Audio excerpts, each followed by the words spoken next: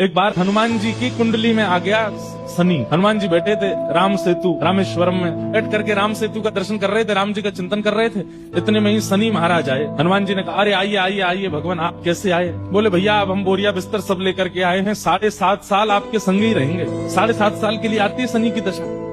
हनुमान जी बोले बहुत बढ़िया, बहुत दिन हो गए अकेले रहते रहते, बढ़िया एक कंपनी मिल जाएगी, आ जाओ। तो शनि महाराज बोले आपके कौन से अंग में विराजू मैं? बोले आपको जो बढ़िया लगता हो वहां बैठ जाओ। बोले ऊपर आप हमारे इसलिए नहीं आ सकते क्योंकि हमारा सर्वांगीण अंग राम से अंकित है, राम के ऊपर हम बैठने नहीं देंगे, हमारे इष्ट हैं वो। तो शनि बोले हम कहाँ बैठे? बोले काम करो आप हमारी पूंछ पे बैठ जाओ, ये पूंछ खाली बैठी है, बढ़िया है, लहराते रहोगे पूरे दिन, बैठ जाओ।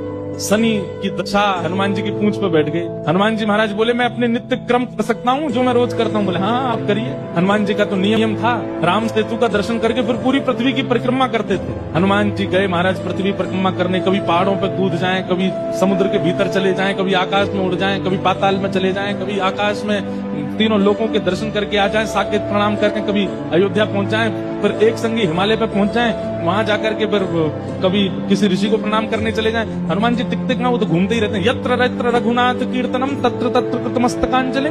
जहां जहां कथा होती है, ये बात लिख लीजिएगा, पूरे विश्व में जहां भी कथा होती है हनुमान जी एक क्षण के लिए सही आते हैं, सब जगह आते हैं। अब अपनी संध्या वंदन करके तीनों लोगों की परिक्रमा करके पृथ्वी परिक्रमा करके फिर हनुमान जी ने लिस्ट निकाली कहाँ कहाँ कथा चल रही, सारी कथाओं में गए एक एक सेकंड के लिए। इतनी उछल कूद और इतना ज्यादा एनवायरमेंट चेंज हुआ, व्यक्ति अगर एक मौसम से दूसरे मौसम में जाए तो जुकाम खांसी हो जाती, क्या क्या।